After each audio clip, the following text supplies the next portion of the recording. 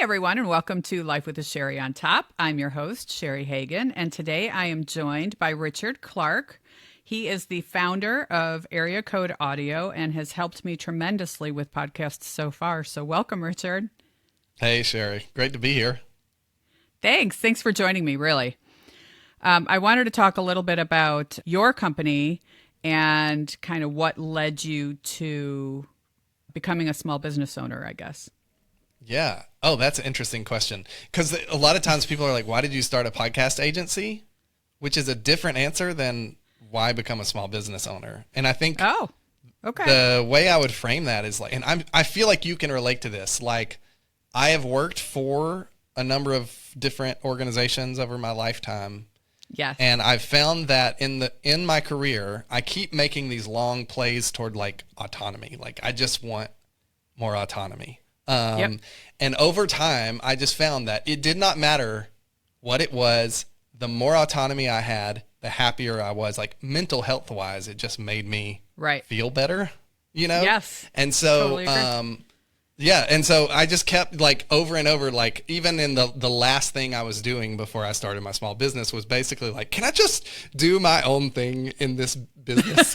And they were kind enough to say yes. And then when I had the opportunity to sort of go off on my own, I took that opportunity because I knew from experience that was only going to help. It's scary. It's risky, but it is, it's definitely worth it.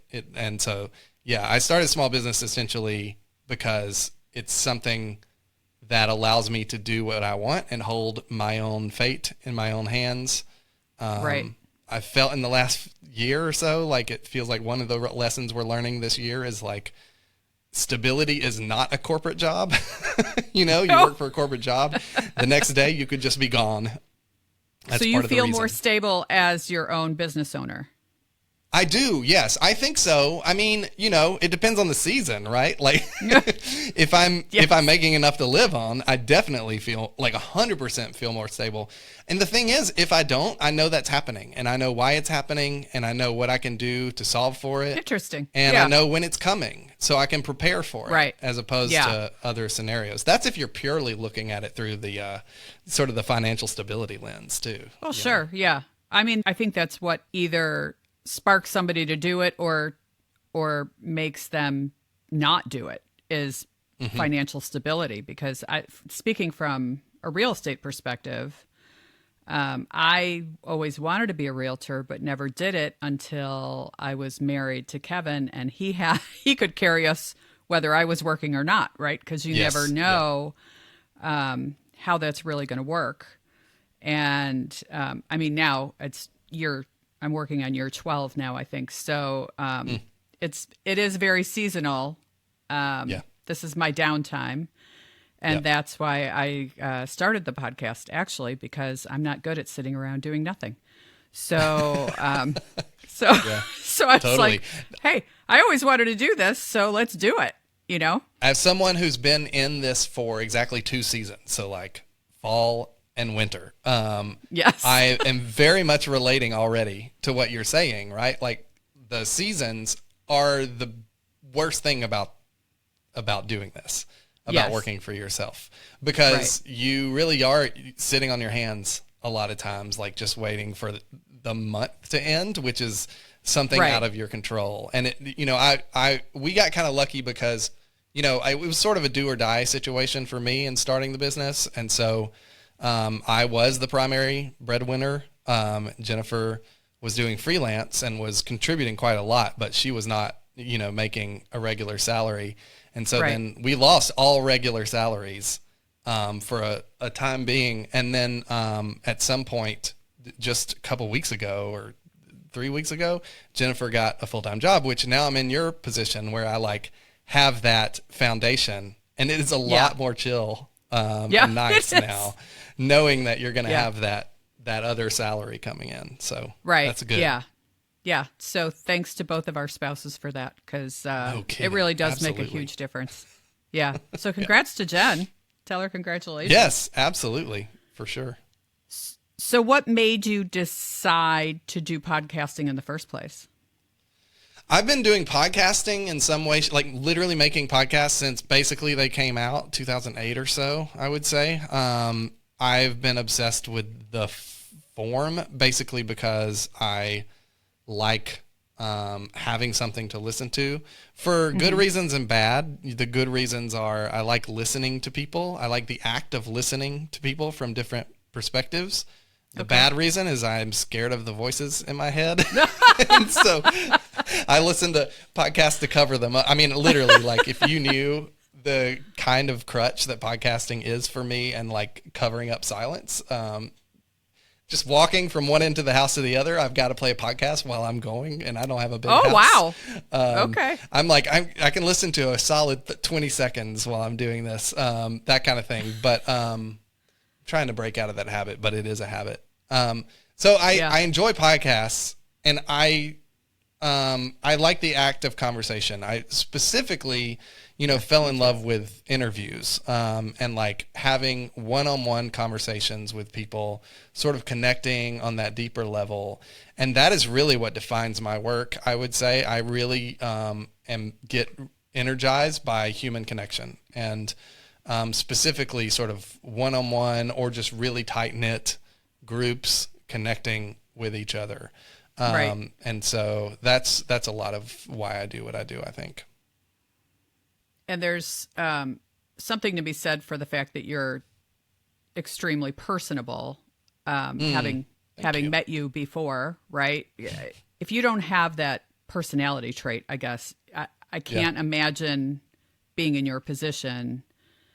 So it's interesting to me that you don't like to be alone in your head with your own thoughts because you do so well one-on-one. I mean, and I'm a hard person to kind of rein in, as I'm sure you figured that out by now. I don't know what you're talking about. And so for you to get me singularly focused on something was a challenge, I'm sure, but you did it very nicely. So thank you. Well, I appreciate that. I mean, the personable thing is interesting because there's a lot of people that make great podcasts that I don't find to be the most personable in the world. Sure. It's just different approaches and different focuses in terms of what they think makes a good podcast. For me, it is like when it comes to podcasting, I associate it inherently with those personal relationships and connections. And so that's an important part of my work. It's also just important for client work, I think. When you have clients, you're going to have to be a good people person, or at least have a lot of understanding and empathy for what people are going through. There's that thing where you're like, you're like, you have to give people the benefit of the doubt. It is 100% the most important thing, at least I think, in my work.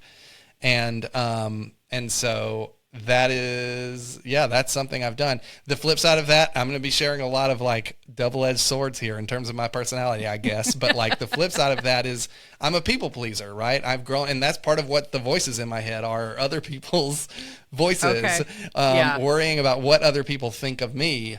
That's the kind of thing that I think a lot of people in client work are like that, like they're good at people pleasing because they're very attuned to that sort of thing. Maybe they grew up. I'm not sure if this is my case, but some people grew up sort of like managing people and that sort of thing. But it's interesting. I've thought a lot about why am I good at this, and I've become very attuned to like those double-edged swords that cause me to be good at this particular thing. Your podcast that you published last week about audience size was fascinating to me because I'm, of course, obsessed with audio size right now because I want to try to grow this into a money-making business, right? Yeah. So I want to turn it into a business and not just, hey, this is fun. Yeah. And it is fun, don't get me wrong, but I want it to become a money-making business. So listening to your podcast last week, and I'm sorry I forgot the gentleman's name that was on, but he was so good. I forgot too. I can't even what? Who did I have on last Australian. week? He was Australian. That's right. Tommy. Tommy something. Name. Tommy P. Yes. I don't remember what his full last name was. Well, Tommy, you were really good, but it was interesting because you were kind of getting into the psychology of why you're so obsessed. Well, not you, but why people are so obsessed with audience size, and for me, I think it's because I always wanted to be on the radio as like I was grounded all the time as a teenager. So all I did was listen to the radio because it's all I could do. This was, long before computers and cell phones, guys. So I would just sit in my room and listen to music and become obsessed with the radio personalities, Jonathan Brandmeier, and I loved it. And I was like, oh, I want to be like radio famous, But then when I looked into it as a career, I was like, wow, that pays nothing. So right. Yes. Yeah. I mean, unless you're a huge personality. Unless you're a celebrity. Yeah. Yeah. It just didn't work out. So this is my new obsession because it's kind of the best of both worlds. I still get to do real estate, which I obviously love, or I wouldn't have done it for the last 12 years. And I love to do this. So it's fun. And I could not do it without your help. So thank you. Yeah. And like the number obsession thing is like, just comes with the territory. I mean, it's something I'm dealing with and addressing personally and with clients all the time. It's because it's very hard to find like a concrete measurement otherwise, whether this is something that is working or not. And if the numbers are going down, like that's not good. Everyone knows that inherently. But it is also like tricky. And I think you've heard probably enough podcast episodes to know that what I usually do, and you've interacted with me enough too, to know that what I usually do when people bring up numbers and goals around download numbers is to say, let's back up. Let's not think about that for a while, because it is going to take, it does often take a long time to reach the ideal sort of number goal that you want for the podcast that makes it feel quote unquote worth it. And so I always encourage people to think about what's the intrinsic value in doing this thing, and then also what else could we get out of this that would make it feel valuable. So for my podcast, Podcasting for Humans, I want people to like start seeing me. Seeing that I have a podcast sometimes is enough, because I'm a podcast. I make podcasts, and if they're like, "Do you have one?" I'm like, not, if I say no, like that's weird. But also, like, I think just talking to people that are making podcasts every week and getting the opportunity to do that, and then getting, people getting to hear. I've found that the people that come to me to potentially be clients of mine after listening to the podcast, reading the newsletter, like inherently get it. It's just like an easy on-ramp to sort of what I'm doing and how I do it. And so I find that to be really valuable too. Yeah. No, your help is immeasurable to somebody like me who just decided one day, hey, I want to do podcasting. So I went out and I bought all this equipment, and then I went, what the hell am I supposed to do with all this stuff? Right? I didn't know what to do.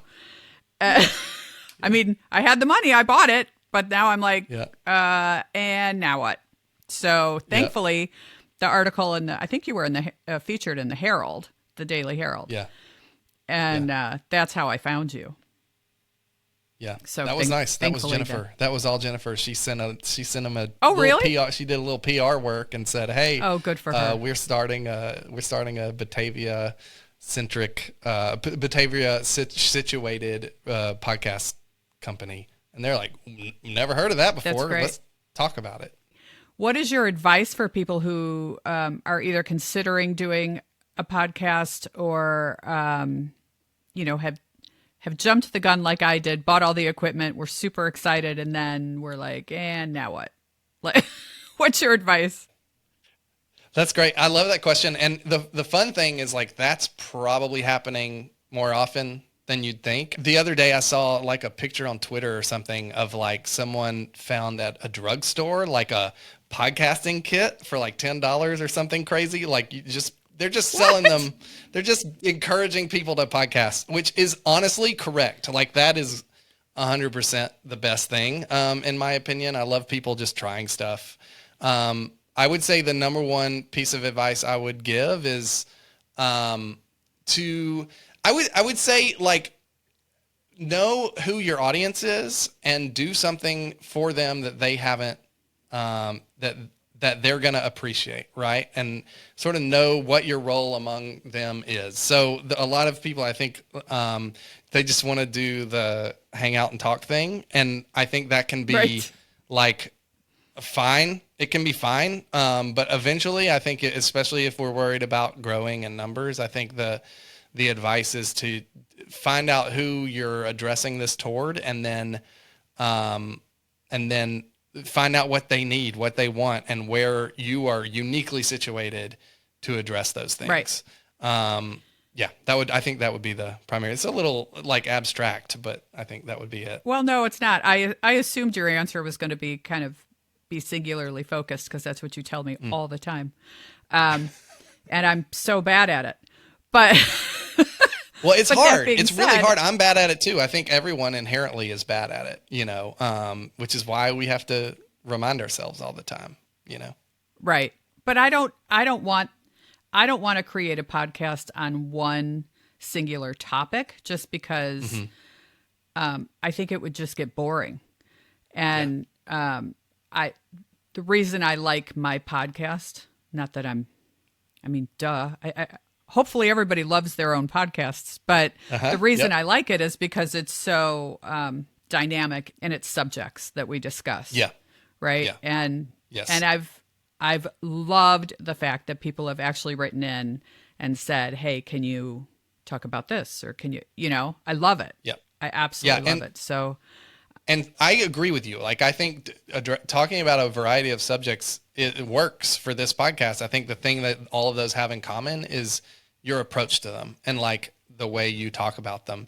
And I think for so many podcasters, the challenge is not so much finding what's unique or like that sort of thing as much as it is framing, putting that to the top. How do I help other people understand fundamentally what that is, and it is really hard. And I've struggled even for Podcasting for Humans, like for my podcast, I struggle to communicate what is special about this thing. I sort of inherently know, I have like a muscle memory of what is special about it, but I struggle to articulate it sometimes because it's just like way back in the head, in the back of my head. Okay. And I think sometimes like you're in marketing too, this, like sometimes marketing is just getting stuff out of your head and saying it in a way people can fundamentally grab on and understand. Right. That's a big thing for podcasting too, I think.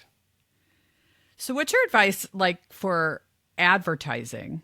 Because for those who don't know, I come from a strong marketing and corporate event planning background. So I did that for almost 20 years before I became a realtor.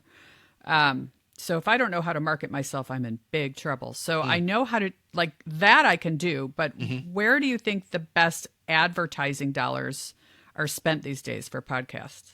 So you're saying if I have a podcast and I want to advertise it, what's the best way to do that? Yeah. Yeah, I think just which platform would you use? So social media is fine. It's an easy way to get the word out. I would say it's not the ideal way. It's easy and free. It's easy and free. Yeah. Now, and free becomes a no-brainer, right? Sure. Do it. But in terms of paid advertising, I find it to be really ineffective. People are not in a space where they want to listen to a podcast when they're doing social media. So that would be my first thing. And then I would say other podcasts is by far probably the best place to advertise your podcast, because people are obviously in a space to listen to podcasts, and they're usually looking for other podcasts. Like people who listen to podcasts start to branch out and are looking for, they're sampling other things. And especially if you can get, I think also like promo swaps are a big deal and something that really help people. If you can find the right podcasts to do promo swaps with, like with all of these things, you want to match audiences, which is another reason it's important to know who your audience is. But you want to go, okay, they are also like aiming their thing towards an audience like mine.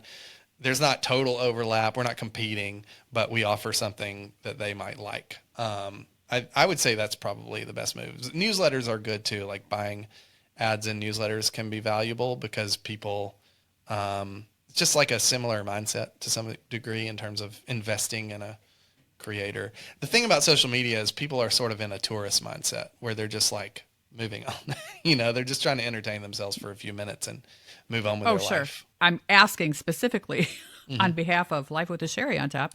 I'm thinking of advertising on Spotify because I think that's where a lot of listeners go to listen to their podcasts, right? Uh-huh. Yep. But I don't know if I want to spend that kind of money. It's expensive. It's really expensive. Yeah. It's so much easier with real estate. Honestly, I will tell you, a lot of my clients actually come from restaurants and bars because my husband and I spend so much time at restaurants and bars, and so we just like we just networking and meeting people. Okay. Yeah. Interesting. Yeah. Honestly, it's how I got countless clients, and then they obviously, most of my business now is referral, but I'll use Aliano's in East Dundee. Just a couple days ago, my husband and I were there, and a couple was talking about housing, and I butted in on the conversation and said, are you working with a realtor? And they said, well, yeah, but we're not happy with him, and he's an uncle or something. And, and I'm always very careful about, I never want to step on any other realtor's toes, right? Because I wouldn't want anybody to do that to me. Yeah. So I always say, if you're unhappy, then you need to talk to them and explain why you're unhappy and try to fix it. And if that doesn't work, come to me, Yep. So both of them were like, okay, we're going to be calling you. I said, okay, great. And that's just how, how it works. And I don't know how to work podcasting into a conversation. Yeah. And it's also hey, I happen to be a podcaster. You're also looking for a mass audience as opposed to one person is a big deal in real estate, or any client work, really. Yeah. One person is a big deal. When it comes to podcasting, 10 people feels like chumps change, right? It's right. Like, I only have 10 listeners. That's not good. Right. That can feel bad. But if you had 10 clients in a month, you'd be pumped. You'd be excited. So I feel like absolutely. That is the challenge where you're trying to get multiple people like pretty invested. They're not paying money, but they're giving you a lot of time. And that can be a hard sell for people. And so I do think like that's why it's so important to go where they're already doing what you're asking them to do and where they're definitely the type of people that would sort of get it. Spotify, okay. I haven't looked into advice. Like Spotify ads specifically, but I know that Spotify runs some like ad marketplaces. I would say like looking into podcast ad marketplaces could be really valuable, but like you said, it's probably going to be expensive across the board. The best case scenario is to find people you have connections with or know, or are starting out or have smaller audiences, and just offer them something that, look at CPMs, like standard CPMs is between like $18 and $25, depending on the kind of ad, per 1,000 listeners. Yes. And you find those places and you sort of offer the bare minimum that you can afford and see if they take you up on it. Honestly is like the best. Yeah. I've already done that. Yeah. Okay. Yeah. Yeah. I've done that. I mean, I've done a bunch of things, but I don't have 10,000 listeners yet, and I want 10,000 listeners tomorrow. But I am really thrilled with how things are going, know? Yeah. Like, I have nothing to complain about. At least I don't think I do. You'd know better than I do. But I thought hitting 500 listeners in 5 weeks was pretty good. Yeah. And then now I've got 5 or 6 different countries listening, so I'm super excited about that too. Yeah. That's awesome. My husband and I were talking about bringing the equipment down because every year we go away to a beach somewhere for New Year's Eve. And he was like, oh, it would be really fun to do like a live podcast during that time. And I was like, it would be really fun. And I think people would really enjoy that. But at the same time, I'm like, I don't want to carry all this equipment down and, and then have to worry about the lighting and the blood, no, I don't. So we're not going to do it, but yeah. Okay. Well, I thought maybe you had some other insights to advertising that I didn't, but it looks like we're on the same page there. Yeah. My big insight is like, advertise on other podcasts. That's kind of the biggest one, because I think like Yeah. mediums, it's hard to get people to go from one medium to the other. Maybe they don't even know what podcasts are. That's still a significant percentage of people Still a thing. out there. Yep, I still know. a thing. It's changing fast, trying. but it's still a thing. So Well, and my audience, my target audience is older than most. So, people are like, "Oh, great, you have a podcast. What does that mean?" yeah, Like, yeah. Yeah. How do I get, a podcast is something you listen that? to. Yeah. Yeah. Yeah. Yeah, Is that- exactly. it's that whole conversation of what is it and how do I get it can get really old, but can also like be a really good opportunity, because like now you're creating guests sure. out of thin air, and if they're not listening to any other podcasts, then they're definitely listening to yours on a regular basis. You know what I mean? It can Right. be really valuable in that way. So that could be an opportunity too. Yeah. I agree. Oh, which, All right. Well, which thanks actually for like, joining me today. I'm sorry. I ahead. interrupted. No, go ahead. That reminds me of like a really good advertising opportunity too. Like I'm actually a pretty big believer in local and sort of yes, like, me too. What's the word? You need to in marketing? You would You know need to this grow better it than me. organically. Yeah. Organically. What's the word for like out of home? Is it OOH or something? Is that the term? Anyway, there's a term for like billboards and Like stuff. an anagram? Yeah. I don't know. I'm too Anyway. old for that. I barely know what, WTF means. So, Right. Yeah. So I think that can be really valuable, and just also the one that takes the tact of like, this is like what a podcast is and how to listen to it, I think can be really valuable for a certain kind of audience as well. yeah. Yes, it can be. But then they go, what do you mean what's an apple? Like, never mind. If you don't, QR codes. if you're I'm not a big familiar fan with of Apple QR by now. codes. Yeah. Yeah, no, they're not going to know how to use those either. They're not. They're not. Just take a picture. Listen. It's just, Yeah, I know. But people then don't understand that they have to wait for the thing to Yeah, to true. actually scan. Finicky. Yeah. So they're just taking a picture of something and going, I don't know what this does. Okay. So thank you for joining me today, Richard. I do appreciate it. If you Yeah, it was fun. if you're thinking of doing a podcast, Richard is definitely a person you need to talk to. And I think doesn't your website offer like a 30-minute consultation? Yes. Anyone who wants to talk to me for 30 minutes can do so for absolutely free. Just schedule it on the website, and I'll you so can pick my good, brain you for guys. 30 minutes. He really is good. And I couldn't do this without you. So thank you very much again. Thank you so much. I try to cross promote you as much as I can. You're on my website. This is my first video doing a podcast via video. So I was like, Richard, I need somebody I'm comfortable with. So it's going to be you. He's like, okay. So thank you for that. I appreciate it. You're always a good sounding board for me. Absolutely. You can reach out to him at areacodeaudio.com. And if you want to reach out to me about this or any other show, you can do so as always by reaching out to me at lifewithasherryontop at gmail.com. That's my email. Or you can go to the website lifewithasherryontop.com. And again, Sherry is spelled Cheri. Thanks, everybody. Talk to you soon. Bye. Thanks, Richard. Thank you.